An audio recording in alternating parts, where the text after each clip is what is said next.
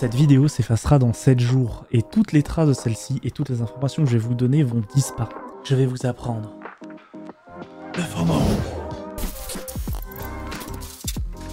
Alors non, ce n'est pas un sortilège, mais bien la peur de manquer de quelque chose d'important. Cette petite bête insatiable qui vient nous chuchoter à l'oreille et qui nous dit « Vous êtes en train de manquer quelque chose d'extraordinaire ». Une voix qui contrôle absoluabsolument tout que vous faites et ce que vous allez faire sans jamais vous laisser tranquille. J'ai cherché pour vous et c'est assez dingue jusqu'à où ça a été, car aujourd'hui, dans l'univers du jeu vidéo, ce sentiment est littéralement partout. Il a été overused as fuck. J'ai trouvé quelques clés pour vous en protéger. FOMO, c'est quoi? Le FOMO, Fear of Missing Out, peur de... Et cette inquiétude qui reste un petit peu en nous, un petit peu enfouie, qui nous insinue que l'on est en train de manquer quelque chose d'extraordinaire, qu'on est en train de passer à côté d'expériences extraordinaires. Ce sentiment a été banalisé dans notre société hyper connectée, et ça remonte à bien avant ça. Ça remonte même à l'époque où on courait après des mammouths, mon frère. Il puise ses racines dans l'âme humaine, dans la nature humaine même, est alimenté par notre désir inné de connexion, d'apprentissage, d'appartenance, de civilisation, etc.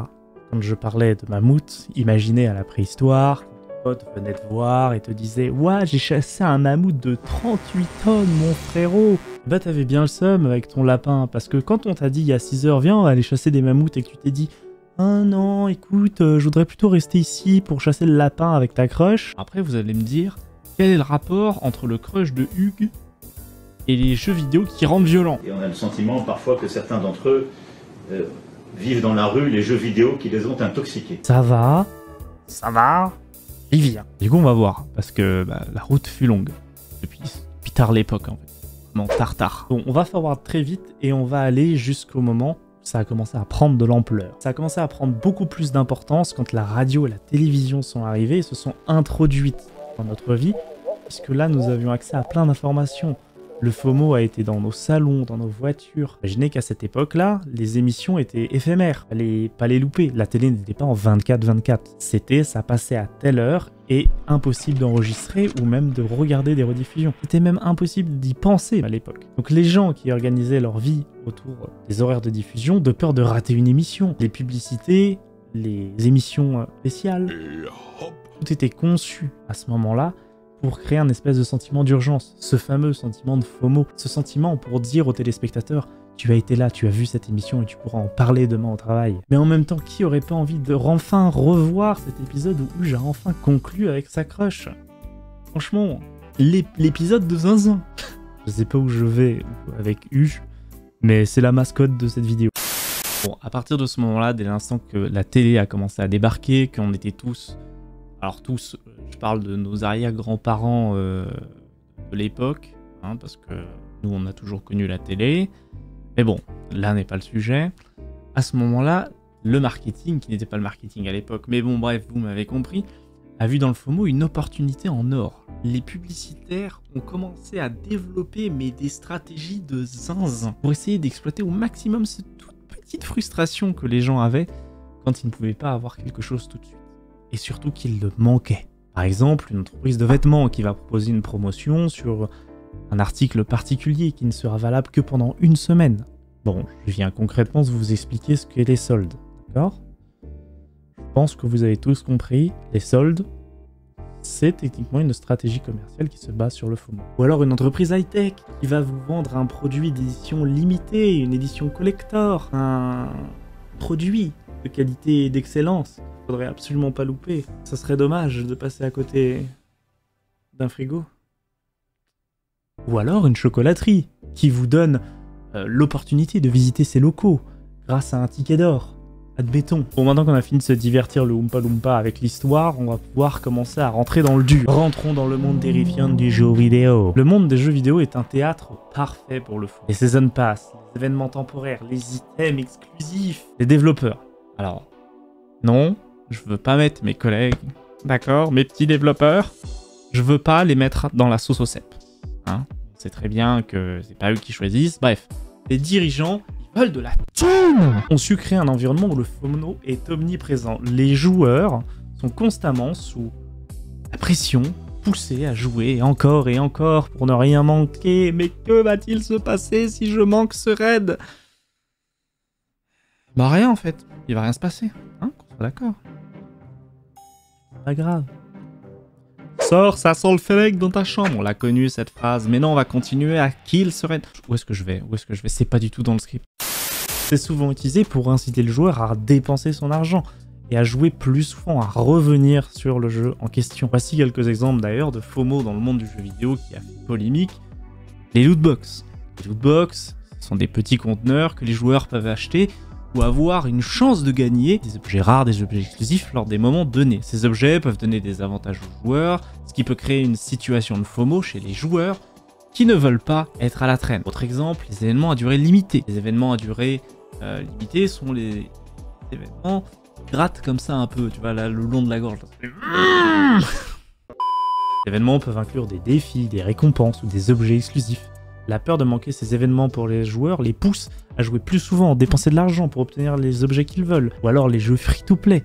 Les jeux mobiles free-to-play sont souvent conçus pour exploiter le FOMO au maximum, puisque ces jeux utilisent des mécaniques, des progressions lentes, des récompenses, limitées encore une fois dans le temps, pour inciter les joueurs à dépenser l'argent, pour se dire mais si jamais je ne progresse pas assez vite, c'est parce que je n'ai pas cet objet unique que tous mes amis ont. Un vidéaste qui vous dit de s'abonner à la chaîne, parce que sinon vous allez manquer des trucs exceptionnels. Vraiment, vous allez manquer un truc. Si vous ne le faites pas, faites-le. Vous vous rendez pas compte du potentiel. Je suis vraiment une sombre merde, c'est incroyable.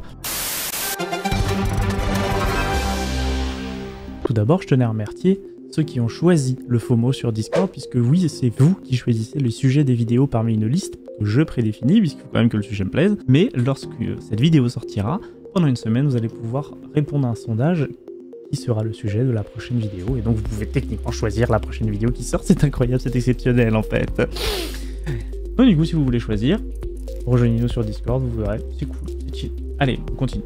Bon, maintenant que je vous ai présenté 3 exemples qui sont utilisés, on va aller dans le détail, dans les exemples concrets. On a par exemple le système de lootbox dans Battlefront 2 qui a fait polémique. En 2019, le jeu vidéo Battlefront 2 d'Electronic Arts a été critiqué pour son système de lootbox. Ce système permettait aux joueurs d'acheter les lootbox pour avoir une chance de gagner des objets qui donnaient un avantage aux joueurs. C'est justement cet aspect-là qui a été critiqué, c'est que les avantages incitaient les joueurs à payer plus pour avoir des avantages pour ne pas être à la traîne par rapport aux autres. Suite à cette critique, Electronic Arts a modifié le système. Fortnite en 2020 qui a attiré plus de 12 millions de joueurs pour Travis Scott. Le concert de Travis Scott, c'est plus de gens que j'ai de neurones personnellement. Le concert a été un succès commercial total, mais également très critiqué pour avoir créé une situation de FOMO chez les joueurs. Certains joueurs ont même déclaré qu'ils se sentaient obligés d'installer Fortnite et d'assister à ce concert pour tout simplement ne pas manquer cette occasion, car c'était l'un des premiers concerts qui se passait dans un monde virtuel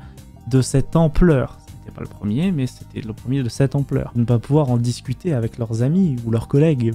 Après, ce sentiment d'isolement qui se déroula les jours qui ont suivi de certaines personnes qui n'étaient pas du tout au courant ou qui n'avaient pas forcément l'intérêt d'y aller, a été mal perçu pour certaines personnes. Ils se sont dit, j'ai loupé quelque chose. Et tout le monde autour de moi en train de parler du concert de Travis Scott dans Fortnite, mais qu'est-ce que c'est Fortnite? Et c'est quoi Fortnite? C'est un jeu vidéo, papy. Et c'est qui Travis Scott? C'est un chanteur, papy. Ah. Et du coup, Fortnite, c'est son son, c'est ça? J'ai dead ça, mon petit, ou quoi? Ouais, t'as dead ça, papy. T'as dead ça. Malheureusement, Epic Games en a eu rien à carrer. En 2021, quelques années après, avec Ariana Grande, ils ont refait la même chose. Ces événements qui n'ont pas l'air d'être très impactants sont pourtant le plus gros sentiment de FOMO qui peut exister, puisqu'ils arrivent qu'une seule fois et à un moment très précis. Et impossible aux joueurs de le louper ni de le rejouer. C'est comme dire « Oh non, je vais louper l'anniversaire de mon petit cousin Guillaume au Quick. Ah, zut !» Non, en vrai, ça c'est l'inverse, c'est du JOMO à 100%. Aïe, coup dur pour Guillaume. Et d'ailleurs, le JOMO, c'est l'extrême opposé du FOMO, mais on y reviendra à la fin. Autre exemple, Diablo Immortal par Blizzard en 2022, qui obligeait les joueurs à payer en microtransactions pour pouvoir progresser. Le souci avec ce système, c'est que sans payer, les joueurs étaient obligés de jouer beaucoup plus d'heures et en fait de tout simplement manquer le jeu. Suite à une très grosse critique, Blizzard a été contraint de modifier ce système en rendant les microtransactions optionnelles. C'est un bien grand mot venant de Blizzard. Fortnite, qui a un système de skin qui est bien évidemment temporaire et exclusif. Ce serait quand même dommage pour Titouan de louper le skin banane cravate. Imaginez arriver le lendemain et pouvoir dire « Les gars, Vous avez vu, j'ai le dernier skin à la mode. J'ai le skin banane cravate. Ça flex ou quoi? Moi je flex. Moi je peux me permettre de flex. Parce qu'en fait moi j'ai joué hier à Fortnite. Vous avez joué à Fortnite hier? Non, voilà. T'as fait quoi toi? Nul. Moi j'ai... T'as vu? J'ai un skin banane. Voilà. Toi t'as rien. Dans Genshin Impact maintenant, Genshin Impact possède un système de gacha ou gachapon. Ce système permet d'obtenir de manière aléatoire des personnages ou des objets dans un temps plus ou moins limité. Ce qui signifie que les joueurs doivent ouvrir ces boîtes pour essayer d'avoir absolument le loot ou le personnage qu'ils souhaitent avant que cette box ne disparaisse. Donc, les gachapon disparaissent, ou alors qu'une mise à jour vienne ajouter de nouveaux personnages, de nouveaux objets, qui arriveront aussi dans le gachapon, mais qui rendra le précédent meilleur personnage totalement obsolète. Et là, maintenant, je vais me mettre des gens à dos. Je suis désolé, les potes. Je vais parler de Rocket League. Et oui, balle contre mon camp, je le sais bien. Avec plus de 1000 heures sur ce jeu, je sais de quoi je parle. Dans Rocket League, il y a un système de tournoi. Ce système de tournoi, il permet d'avoir des récompenses exclusives par rapport à quel est ton classement dans le tournoi. Donc, eh bien, si tu loupes ces récompenses, et on peut se le dire entre nous, il pue la mort, d'accord? Donc là, vraiment... On manque rien, mais faisons comme si elles étaient incroyables. Ajoute des petites étoiles partout, comme ça on... Les items absolument incroyables qui sont disponibles uniquement lorsque l'on fait des tournois, waouh! Donc le sentiment de FOMO est bel et bien là, puisque si je loupe ce skin, je ne le reverrai plus. Dernier exemple, FIFA Ultimate Teams Mode.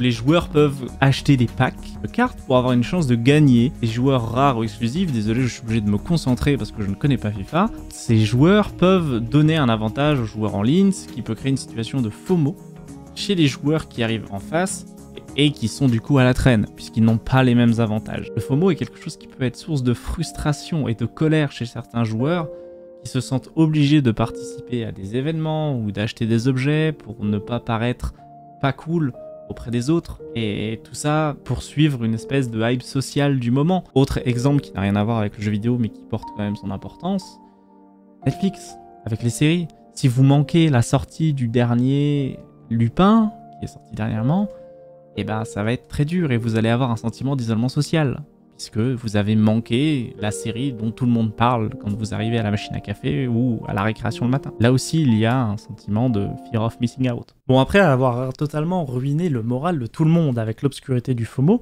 je voudrais revenir sur un élément de la vidéo où j'ai parlé du JOMO, la petite lumière au fond, celle qui brille, voilà. Celle qui fait mal aux yeux parce que l'autre est en plein phare en face sur l'autoroute. C'est ça le JOMO, non ça n'a rien à voir. Le JOMO ou Joy of Missing Out, c'est l'antithèse du FOMO, c'est un sentiment de contentement, c'est une décision, on décide de ne pas faire quelque chose, on décide volontairement de louper quelque chose. Lorsque le FOMO nous pousse à être absolument partout, tout le temps et à rien louper, le JOMO des fois nous rappelle que c'est parfois bien la simplicité ou la beauté dans la simplicité de chill un petit peu, de se relaxer, de se déconnecter un petit peu et de faire quelque chose pour soi. Prenons un exemple pour le JOMO. Clara, notre super cadre RH. Dis bonjour Clara. Bonjour. Clara, elle adore aller aux fêtes, aller aux anniversaires, ne pas louper ce que ses copines font pour toujours être là s'il se passe quelque chose. Et un soir, elle reçoit une invitation pour une grande soirée branchée dans la boîte du coin où il va y avoir tous les plus grandes célébrités, etc. Mais cette fois-ci, Clara, elle va décider qu'elle va rester chez elle et qu'elle va plutôt se faire une soirée ciné avec du popcorn, un plaid et des clémentines. Mélangez pas les popcorn et les clémentines, je sais pas quel goût ça a. Dans ma tête, ça sonnait bien, mais... Bref. Elle mange ce qu'elle veut, Clara, et vous mangez ce que vous voulez. Vous mettez le plaid si vous voulez. Vous invitez votre pote Hugues si vous voulez. Bon, n'appelons pas Hugues, n'appelons pas les potes. Clara est chez elle et elle profite du moment. Elle profite. Elle réalise que la joie de la simplicité d'être chez elle et juste de profiter de son film, et ben c'est ça. Ça, la joy of missing out. La joy.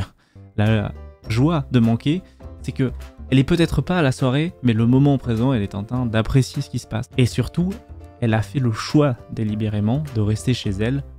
C'est ça qui lui fait plaisir. Bref, nous sommes partis des tréfonds du FOMO avec notre cher Huge qui était en train de date sa crush avec un lapin, jusqu'à maintenant à notre petit Titouan qui a son skin banane sur le dos. Peut-être que c'était pour offrir ce skin à son crush. Ou pour flexer devant sa crush au collège. Au final, on n'a pas forcément changé cette chose, et comme je l'ai dit là depuis le début, ce qu'il faut, c'est apprendre à savoir le mécanisme du FOMO, savoir le reconnaître, et ensuite, juste le fait de le savoir, déjà, ça aide à ne pas tomber dedans et à ne pas tomber dans l'anxiété que le FOMO peut avoir. Et aussi savoir, des fois, juste profiter du moment de JOMO, la simplicité du JOMO qu'il peut y avoir. Se dire que c'est pas grave si j'ai loupé cet épisode ou ce concert de Travis Scott. Il y aura peut-être d'autres choses. Et peut-être que lorsque mon copain Daniel était à un mariage, ben moi j'étais en train de voir la naissance de mon petit-fils, par exemple. Je sais pas. En fait, la peur de manquer quelque chose chez un est peut-être la meilleure joie chez l'autre. Oh, cette phrase de philosophe à la fin. Oh, je suis une licorne maintenant, tellement genre j'ai une vision en fait. Ah non, pardon. En fait, je capte juste le wifi. Bonsoir. Bref, cela conclut cette vidéo. Merci de l'avoir regardée. Si vous l'avez appréciée, je vous invite à mettre un petit pouce et à la partager. Le partage, bien évidemment, ça fait toujours plaisir. Ça aide à voir que vous êtes là à la fin. Si vous êtes encore là maintenant, vous pouvez mettre l'emoji Buldi en commentaire. On va voir si on peut construire une ville avec tous vos emojis. Et n'oubliez pas que sur Discord, vous pouvez aller voter pour le prochain épisode, qui sera à mon avis beaucoup plus centré sur l'informatique et sur quelque chose d'un petit peu plus deep. Mais je trouvais que c'était quand même important de venir partager un petit peu ce contenu un peu plus psychologique, mais qui pour moi avait quand même son importance, parce que ça touche quand même à un truc qui me passionne, les jeux vidéo. Si vous avez envie de regarder autre chose, je peux vous raconter l'histoire d'Alan Turing, ou alors regardez la dernière vidéo qui est sortie. Non mais c'est les deux mêmes. Bon, et ben c'est pas grave, ça sera quand même la fin, hein. Bon, étant donné qu'il y a tout ça au-dessus de ma tête, salut, hein. On se voit plus tard. Ciao. Allez, ciao. Bon, j'espère que t'es parti maintenant, hein. Voilà, allez. Salut.